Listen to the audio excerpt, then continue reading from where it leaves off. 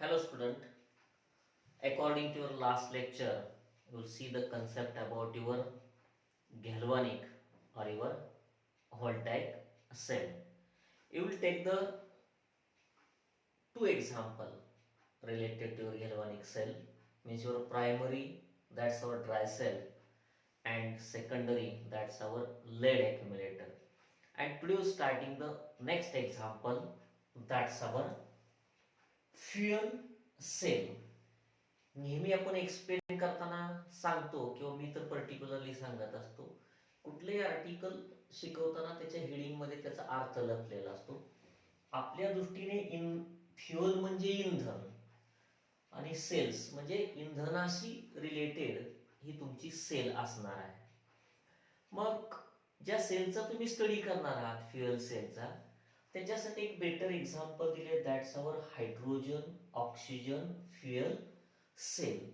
परंतु हे example study करण्यापूर्वी या सेलचं एक्झॅक्ट प्रिन्सिपल काय आहे किंवा या फ्युअल सेलचं प्रिन्सिपल काय आहे, तर त्याचा सिंपल कन्सेप्ट आहे, that's our galvanic cell, the chemical energy converted into electrical energy. मग या पर्टिक्युलर सेलला फ्युअल सेल का म्हणायचं? The cell in which chemical energy is converted into electrical energy due to combustion of some types of fuels known as our fuel cells. म्हणजे या सेलमध्ये तुमच्या रासायनिक ऊर्जेचं रूपांतर विद्युत ऊर्जेत होणारच आहे, परंतु या होण्याच्या प्रक्रियेमध्ये तुमच्या इंधनाचं कंबशन होणार आहे, ज्वलन होणार आहे आणि त्याच्यातून तुम्हाला इलेक्ट्रिसिटीचं जनरेशन होणार आहे. आणि आता आपण सांगितलं याच्यासाठी एक एक्झाम्पल आहे, that's our hydrogen oxygen fuel cell. मग हायड्रोजन ऑक्सिजन फ्युअल सेल का? तर याचा सरळ अर्थ आहे, या ठिकाणी हायड्रोजन आणि ऑक्सिजन इनडायरेक्टली इंधन म्हणून त्याचा वापर केला जाणार आहे आणि या दोघांच्या पर्टिक्युलर रिॲक्शन मध्ये किंवा आपण कंबशन मध्ये म्हणूयात, तुम्हाला इलेक्ट्रिसिटीचं जनरेशन होणार आहे. आणि मग ही सेल कशी असते, तर त्याचा पहिला कन्सेप्ट राहतो it's diagram and construction. Diagram and construction, आपण एखाद्या असेटचं किंवा डिव्हाइसचं डायग्रॅम काढतो सायमल्टेनियसली, त्याच्याबरोबर त्याचं कन्स्ट्रक्शनही सांगत असतो. मग ही सेल कशी कन्स्ट्रक्ट केली जाते, तर हे साधारणपणे आयताकृतीचं एक भांड राहतं. याच्यामध्ये याला 3 आउटलेट असतात, इनलेट आउटलेट म्हणूयात. हे डाव्या बाजूचं एक, उजव्या बाजूचं एक आणि त्याच्या टॉपला. आणि याच्यामध्ये लेफ्ट साइडला हा ॲनोड बसवलेला असतो आणि राईट साइडला कॅथोड बसवलेला असतो. आणि बसवताना ज्याच्यामध्ये हा कॅथोड ॲनोड मर्ज केलेला आहे, which carry our aqueous potassium hydroxide solution, which carry the aqueous potassium hydroxide solution. आणि त्या सेलची जी लेफ्ट साइड आहे डायग्रामॅटिकली आपण म्हणूया, तर त्या आउटलेट मधून आपल्याला हायड्रोजन गॅस पास करायचा असतो, आपण वर्किंग मध्ये सांगणार आहोत ते. आणि राईट साइड मधून ऑक्सिजन पास करायचा असतो आणि ह्या रिॲक्शनचा शेवट हा वॉटर मध्ये होतो, म्हणून टॉपच्या बाजूला आपण ॲरो बाहेर काढून तिथं वॉटर दाखवलेलं आहे. हे टेंटेटिव्ह आणि सिंपल तुमच्या फ्युअल सेलचं, पर्टिक्युलरली हायड्रोजन ऑक्सिजन फ्युअल सेलचं डायग्राम आहे, as well as its construction. मग या सेलमध्ये पर्टिक्युलर नेमकं काय घडणार आहे, आपण त्या सेलचं वर्किंग बघायचं आहे, किंवा आपण त्याला इलेक्ट्रोड रिॲक्शन म्हणतो. वर्किंग ऑफ सेल किंवा त्यालाच म्हटलं जातं इलेक्ट्रोड रिॲक्शन, म्हणजे पर्टिक्युलर इलेक्ट्रोड वरती नेमक्या कोणत्या रिॲक्शन घडतात. तत्पूर्वी याच्यात थोडासा इंटरकन्सेंट असा आहे की या ठिकाणी हायड्रोजन वायू हा या केओएच मध्ये प्रवेश करणार आहे, ॲक्वियस केओएच मध्ये, आणि शिवाय सायमल्टेनियसली ऑक्सिजन पण प्रवेश करणार आहे.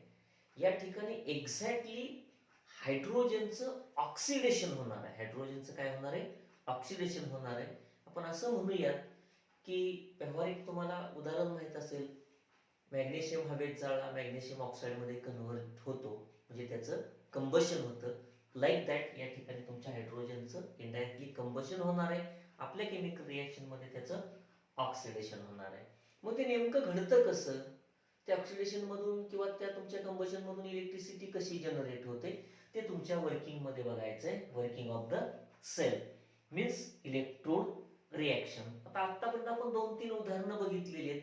वर्किंग मध्ये त्या पर्टिक्युलर सेलच्या एनोड वरती काय घडतं आणि कॅथोड वरती काय घडतं, how to generate the electron, that electron which are responsible for the create electricity, किंवा आपण असं म्हणूयात की इलेक्ट्रॉन जनरेट होतात, इलेक्ट्रॉनचं मायग्रेशन होतं which is responsible for generation of the electricity.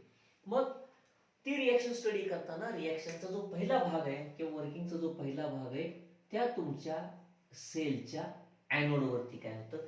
मग आपण लेफ्ट साइडला दाखवलेला हा तुमचा त्या सेलचा काय आहे? एनोड आहे. ओके. मग एनोड वरती काय होतं, तर तुम्ही एक्सटर्नली जो हायड्रोजन वायू पास करता, तो हायड्रोजन वायू पास केल्यानंतर which are contact with hydroxyl ion of your potassium hydroxide which are exactly already available in the cell. आणि मग त्या पोटॅशियम हायड्रॉक्साईडच्या हायड्रॉक्सिल आयनची आणि हायड्रोजनची रिएक्शन होते and that are converted into water. आणि हे वॉटर मध्ये कन्व्हर्जन होताना where generation of the 4 electron, where generation of 4 electron करत आपलं हे मेजर टार्गेट राहतं, इलेक्ट्रॉनचं जनरेशन करायचं. आणि मग या रिएक्शन कडे बघितलं तर या रिएक्शन मधून ऑक्सिजन हा बाहेर फेकला गेला, सॉरी इलेक्ट्रॉन हा बाहेर फेकला गेला किंवा इलेक्ट्रॉनची निर्मिती झाली, लॉस ऑफ इलेक्ट्रॉन झालं. अकॉर्डिंग टू दॅट फॅक्ट आपण त्याला काय म्हणतो? That's oxidation half cell reaction. म्हणजे हे अर्ध काम कुठं झालं? तुमच्या या तुमच्या एनोड वरती. कुणाची रिएक्शन झाली तिथं? तर H2 प्लस OH मायनस आयनची यांची रिएक्शन झाली आणि या दोघांच्या रिएक्शन मधून पाण्याच्या मॉलिक्यूलची निर्मिती झाली की जो पाण्याचा मॉलिक्यूल या मार्गाने बाहेर येणार आहे, परंतु याच्यातून इलेक्ट्रॉनचं जनरेशन झालं. That's our oxidation, that's our half reaction. Simultaneously the electron which are generate in your oxidation phenomenon your on anode consideration, which electron are available in that aqueous solution but which going to for the reaction at cathode. at cathode काय घडतं तर simultaneously आपण या sale मध्ये right साइडनी किंवा त्याच्या कॅथोडच्या बाजूनी oxygen pass करत असतो की जो तुमच्या हायड्रोजनचं ऑक्सिडेशन करणार आहे, कंबशन करणार आहे. That oxygen water molecule available और produced in the first reaction as well as the electron which are combined together to form hydroxyl ion, आता एक गोष्टी तर लक्षात आली असेल की पहिल्या रिएक्शन मध्ये हायड्रॉक्सिल आयन हे वापरले गेले आणि दुसऱ्या रिएक्शन मध्ये हायड्रॉक्सिल आयन हे परत क्रिएट झाले. याचा अर्थ या ठिकाणी तुमच्या पोटॅशियम हायड्रॉक्साईडच्या कॉन्सन्ट्रेशनला काही प्रॉब्लेम येणार नाही. एका क्षणात OH वापरले जातील, एका क्षणात तुमचे OH हे परत दिले जातील. But in that procedure in your at anode loss of the electron and that lost electron are accept on the cathode with the help of your oxygen and the newly created water molecule and which are converted into your hydroxyl ion, and where acceptance or consumptions of the electron takes place, therefore where reduction half reaction takes place. आणि मग या रिएक्शनचा जर विचार केला तर या reaction मधला हा तुमचा डाव्या साईडचा कंझ्युम झालेला इलेक्ट्रॉन आणि उजव्या साईडचा लॉस झालेला इलेक्ट्रॉन याचा विचार केला तर या सेलची नेट जनरल किंवा नेट सेल रिएक्शन काय? Hydrogen gas are combine with the oxygen to form the water molecule, किंवा हायड्रोजनचं ज्वलन होईल फ्युएल म्हणून कंबशन होईल आणि वॉटर मॉलिक्यूलमध्ये कन्व्हर्जन होईल आणि या प्रक्रियेमध्ये loss of the electron, acceptance of the electron आणि त्या सेलचं सर्किट पूर्ण होऊन जाईल आणि इलेक्ट्रिसिटी जनरेट होईल, जे की ह्या सेलचं तुमचं प्रिन्सिपल आहे. The chemical energy which are converted in to electrical energy, that's our working of the cell. Next one is the, या सेलचा पोटॅन्शियल जो आहे तो 1.23 व्होल्ट आहे. या सेलचा जो सेल पोटॅन्शियल आहे तो कॅल्क्युलेटिव्हली किती आहे, 1.23 volt. And last part of the that cell is which is your application. हे जे तुम्ही डिव्हाइस किंवा सेल किंवा हे इन्स्ट्रुमेंट तुम्ही स्टडी केलं त्याचा तुम्हाला दैनंदिनीत काय वापर आहे का, तर खूप त्याचा वापर महत्वाचा आहे. कारण ही सेल पोर्टेबल आहे, कमी इंधन लागणारे आहे आणि सहज वापरात येणारे सेल असल्यामुळं त्याचं पहिलं ॲप्लिकेशन आहे in automobile in experiment basis, म्हणजे चालू कन्सिडरेशन मध्ये एक्सपेरिमेंटली प्रयोगात्मक या सेलचा ॲटोमोबाईल मध्ये वापर केला जातोय. Second one is the electrical power in space programme. अवकाशात यान वगैरे जातात, त्या यानासाठी जी काही इलेक्ट्रिकल एनर्जी लागत असते त्या स्पेसमध्ये तुमच्या इलेक्ट्रिकल पॉवर इन स्पेस प्रोग्राममध्ये या तुमच्या फ्युएल सेलचा वापर केला जातो. लास्ट आहे इन फ्युचर, म्हणजे भविष्यात याचा वापर, आज नाही पण भविष्यात याचा वापर होम म्हणजे घरात, हॉस्पिटल किंवा हॉटेल या गोष्टीमध्ये वापर केला जाईल. That is the consideration about your fuel cell along with its principle, diagram, construction, working, cell potential as well as its application. आणि ह्या ॲप्लिकेशनचा विचार करता ही सेल आपल्या दृष्टीने भविष्यात खूप प्रमाणात वापरण्यास योग्य असणार आहे. Then you see the last article of our electrochemistry. As my knowledge that's our 10th lecture. हा 10वं लेक्चर आहे आपलं. काय आर्टिकल आहे बघा, इलेक्ट्रोकेमिकल सिरीज किंवा त्याला इन शॉर्ट म्हटलं जातं इलेक्ट्रोमोटिव्ह फोर्स सिरीज किंवा EMF series. Very interesting article. एक वेळेचं भान ठेवून आपण एक चार्ट सोयीसाठी अगोदर बोर्डवरती ड्रॉ करून ठेवलेला आहे. हा चार्ट तुम्हाला काय इंडिकेट करतोय, तर या बाजूला इलेमेंट आहेत, फ्लोरीन आहे, silver, copper, hydrogen, nickel, zinc and lithium. And right side which indicate its standard reduction potential value. ह्या त्याच्या स्टँडर्ड रिडक्शन पोटेन्शियल व्हॅल्यू दिलेल्या आहेत.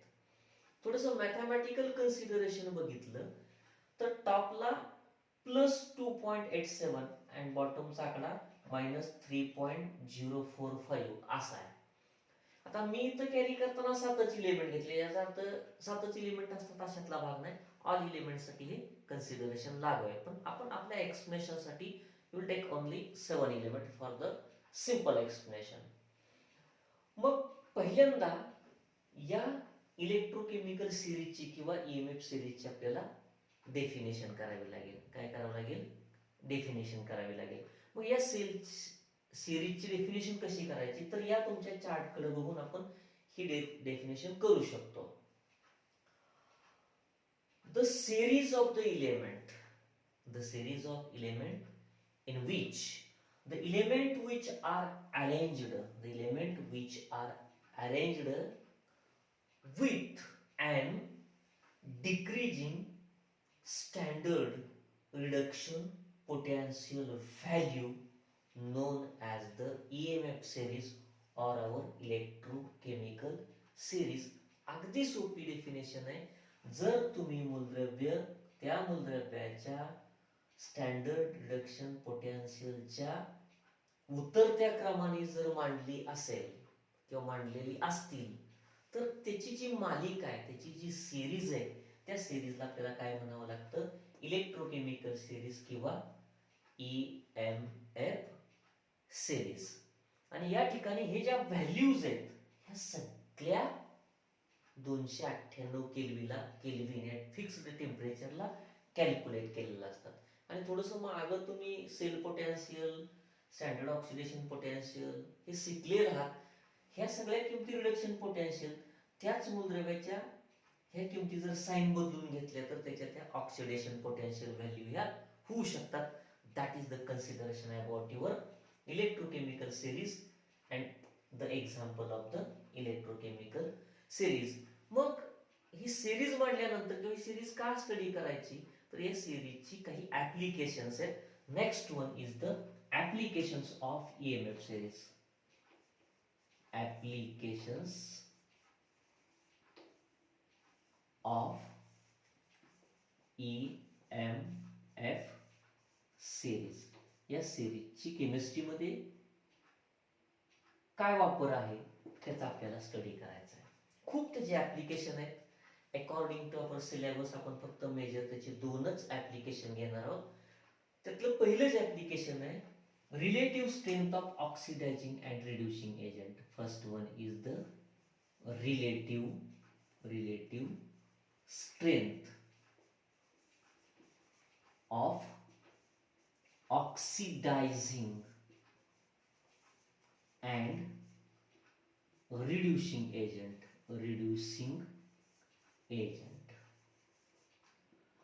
आता बहुतांश तुम्ही ऑर्गॅनिक रिएक्शन शिकलेले आहात. बऱ्याच वेळा अशा रिएक्शन मध्ये येतं की रिड्युसिंग एजंट, ऑक्सिडायझिंग एजंट, जी मूलद्रव्य ऑक्सिडेशन करायला मदत करतात दॅट्स आर ऑक्सिडायझिंग एजंट. जी मूलद्रव्य रिडक्शन करायला उपयोगी पडतात किंवा मदत करतात त्याला रिड्युसिंग एजंट. आणि जो रिडक्शनला मदत करत असतो त्याचं सेल्फ ऑक्सिडेशन होत असतं. जो ऑक्सिडेशनला मदत करत असतो सेल्फ त्याचं रिडक्शन घडत असतं. हे सगळं तुम्ही 11वीच्या सिलेबसला शिकला आहात. पण तुम्ही या सिरीजवरून त्या ठिकाणी त्या ऑक्सिडायझिंग अँड रिड्युसिंग एजंटची रिलेटिव्ह स्ट्रेंथ ओळखू शकता. आता साधारणपणे एक्सपिरियन्स वरून किंवा केमिकल रिएक्शनच्या अनुभवावरून जर समजा तुम्ही एखादी रिएक्शन घेतली, you take the simple example CuSO4 plus Zn which gives the ZnSO4 plus Cu. ही तुमची एक सिंपल डिस्प्लेसमेंटची रिएक्शन आहे.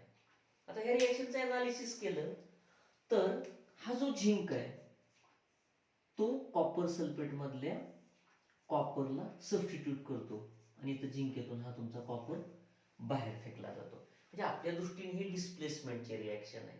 रिएक्शन करेक्ट आहे, बरोबर आहे, घडती तशी सगळं बरोबर आहे. मग असं का होतं? मग दुसरी पॉसिबिलिटी आहे का की जर तुम्ही झिंक सल्फेट मध्ये कॉपर टाकला तर त्याचं रूपांतर कॉपर सल्फेट मध्ये आणि झिंक मध्ये होतं? तर तसं बिलकुल होत नाही. तुम्ही कॉपर सल्फेट मध्ये झिंक टाकला तर झिंक सल्फेट आणि कॉपर बनतं, पण त्याच्या व्हाईस वर्सा रिएक्शन घडत नाही.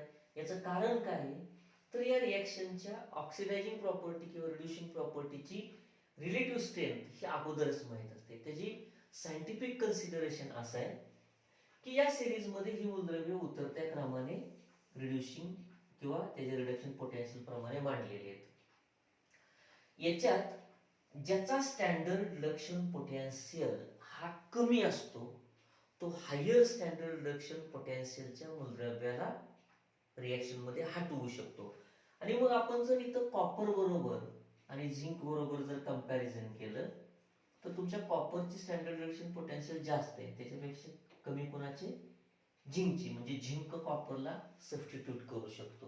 म्हणजे थोडक्यात काय, जर तुम्ही Li घेतला, नेक्स्ट तुम्ही Zn घेतलं किंवा निकेल घेतला, H2 घेतलं, कॉपर घेतलं, Ag घेतलं आणि F2 घेतला, या पद्धतीने ही मूलद्रव्य तुम्ही मांडली. किंवा परत असं लिहूयात आपण F2 Ag Cu H2 Ni Zn and Li. आता पहिल्यांदा काय केलं आपण? Li ची रिड्युसिंग प्रॉपर्टी सगळ्यात जास्त आहे, त्याच्या खालोखाल म्हणजे रिड्युसिंग प्रॉपर्टी का, तर त्याची स्टँडर्ड रिडक्शन पोटेन्शियल व्हॅल्यू सगळ्यात कमी आहे. म्हणजे काय राहिली तर त्याची रिड्युसिंग प्रॉपर्टी या पद्धतीने राहिली. लक्षात येते का? बघा, दॅट्स अवर रिड्युशिंग प्रॉपर्टी.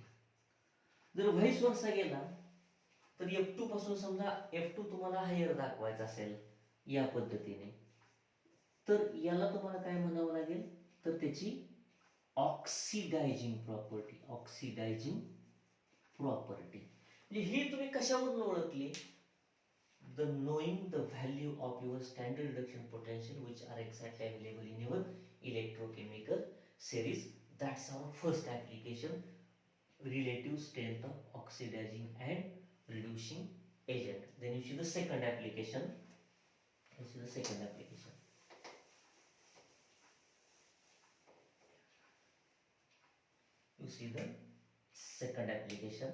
ते ऍप्लिकेशन असं आहे. सेकंड ऍप्लिकेशन काय ऍप्लिकेशन हे, spontaneity of redox reaction. Spontaneity of redox reaction. एखादी रासायनिक अभिक्रिया पर्टिक्युलरली रेडॉक्स रिएक्शन ही स्पॉन्टेनियस आहे का नॉन स्पॉन्टेनियस आहे हे आपण कॅल्क्युलेट करू शकतो किंवा सांगू शकतो according to the knowledge of your electrochemical series. व त्याच्या पाठीमागची हिस्ट्री काय, तर तुम्हाला एक फॉर्म्युला माहिती आहे बघा, E0 cell is equal to E0 at cathode असतं. काय राहतं, कॅथोड असतं. म्हणजे थोडक्यात काय, ज्या ठिकाणी रिडक्शन घडतं कॅथोड,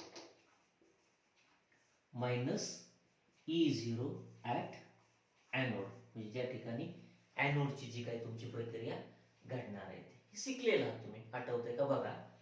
आता आपण काय करणार आहे, एक इलेक्ट्रोकेमिकल रिएक्शन घेणार. ती इलेक्ट्रोकेमिकल रिएक्शन कशी आहे तुम्हाला, तर एक सेल रिप्रेझेंटेटिव्ह फॉर्म मध्ये दिलेले Mg solid, Mg double plus aqueous, त्याचा साल्ट ब्रिज.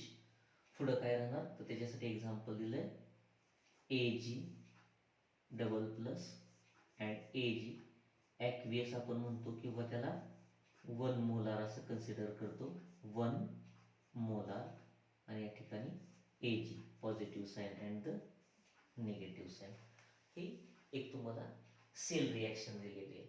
आता तुम्हाला एवढंच सांगायचं, ही रिॲक्शन स्पॉन्टेनियस आहे का नॉन स्पॉन्टेनियस आहे. त्याची हिस्ट्री अशी आहे की त्या टोटल सेलचा स्टँडर्ड सेल पोटेन्शियल हा जर पॉझिटिव्ह आला तर त्याला म्हटलं जातं स्पॉन्टेनियस रिॲक्शन, आणि जर तो निगेटिव्ह आला तर त्याला म्हणायचं नॉन स्पॉन्टेनियस रिॲक्शन.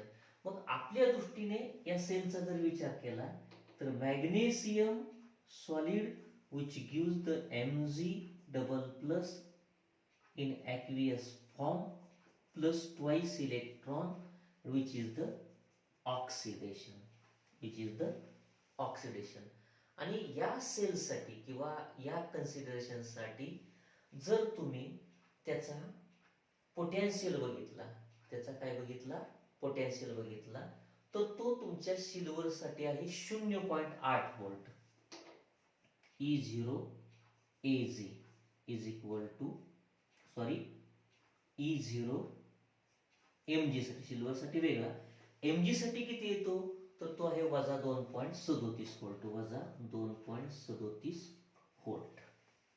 आता दुसरी रिॲक्शन बघितली आपण रिडक्शनची, तर त्या ठिकाणचा जो Ag डबल प्लस आहे, Ag double plus which accept the twice electron.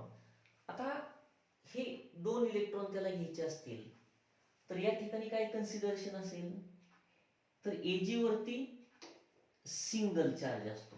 Ag sale म्हटलं तर सिंगल चार्ज, म्हणजे काय करावं लागेल तुम्हाला, या ठिकाणी ट्वाइस घ्यावं लागेल, म्हणजे तुम्हाला हे 2 इलेक्ट्रॉन ऍक्सेप्ट केले जातील. And finally which gives the twice Ag solid. कसा बनेल तुमचा तो ट्वाइस Ag सॉलिड.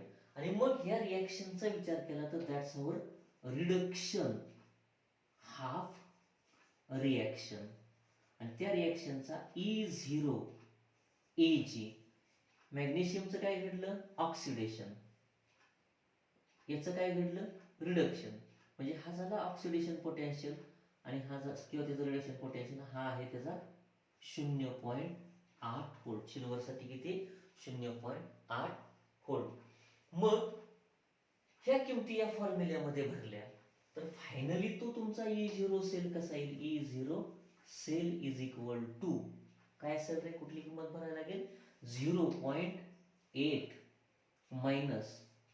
मायनस 2.37. आता वजा वजा अधिक होईल आणि बेरीज केली तर त्याची 3.17. अर्थात ही किंमत कशी, पॉझिटिव्ह येईल.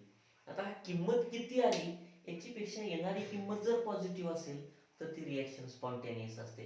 म्हणजे थोडक्यात काय, जर या सेल रिॲक्शन मध्ये मॅग्नेशियमचं ऑक्सिडेशन आणि सिल्वरचं रिडक्शन होत असेल तर ही जी टोटल मिळून रेडॉक्स रिॲक्शन आहे ही 101% कशी आहे, स्पॉन्टेनियस आहे. बिकॉज त्याची E0 सेल किंमत ही पॉझिटिव्ह आहे. That is the second application which easily identify spontaneity of the reaction, and that's our last application of our EMF series.